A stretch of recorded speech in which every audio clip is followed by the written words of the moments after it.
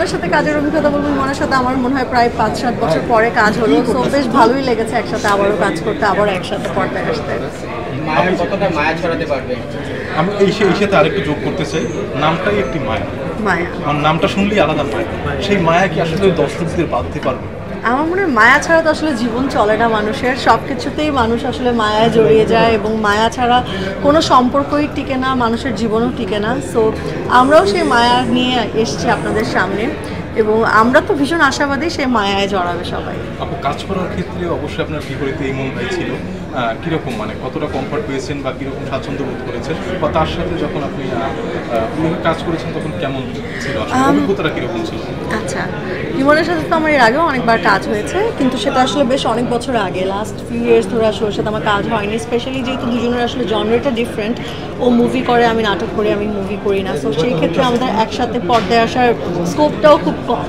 But luckily বিঞ্জের মাধ্যমে এবং রায়হান রাফির মাধ্যমে আবার একসাথে কাজ করা হয়েছে এবং ভীষণ ভালো লেগেছে। এবং বিঞ্জকে আসলে ধন্যবাদ এত সুন্দর একটা উদ্যোগ নেওয়ার জন্য এবং এরকম একটা গল্প বেছে নেওয়ার জন্য, কারণ গল্পের ভিতরে একটা মেসেজও আছে যেটা আসলে আমরা এখনই প্রকাশ করছি না, এটা আসলে দেখার পরে আমরা প্রকাশিত হবে বা দর্শক দেখতে হবে সেটার জন্য।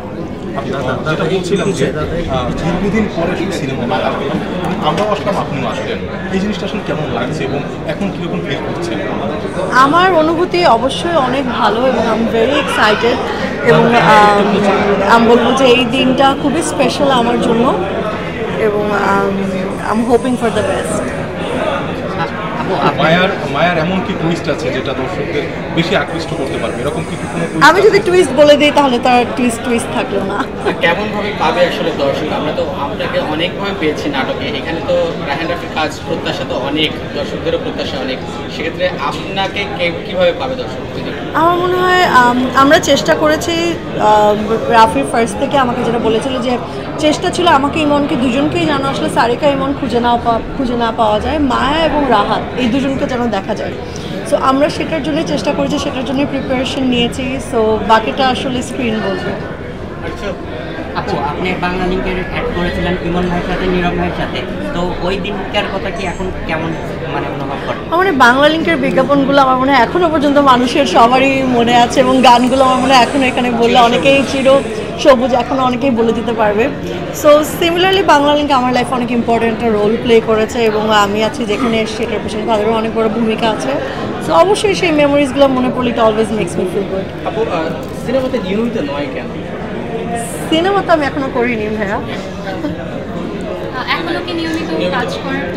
আমি তো নিয়মিত, এখন আপনাদের সংজ্ঞা নিয়মিত, আমার সংজ্ঞা নিয়মিত পার্থক্য আছে।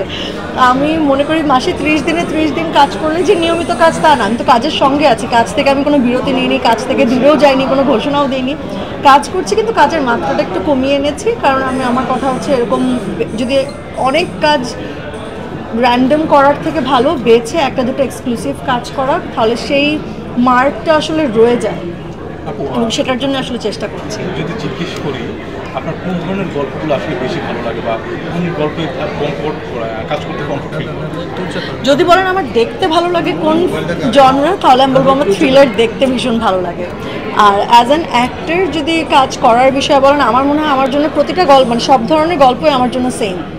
কারণ হচ্ছে যে যেই কোনো গল্প, সেটা যে কোনো জনরার হতে পারে থ্রিলার হতে পারে, কমেডি হতে পারে, রোম্যান্টিক হতে পারে, ইমোশনাল হতে পারে, মেলোড্রামা, কিন্তু আমার যদি গল্প পছন্দ হয় এবং আমার ক্যারেক্টার যদি পছন্দ হয়, সেই ক্ষেত্রে আমার মনে হয় সব জায়গায় আমরা আমাদের 100% ট্রাই করি আমাদের বেস্টটা দেওয়ার।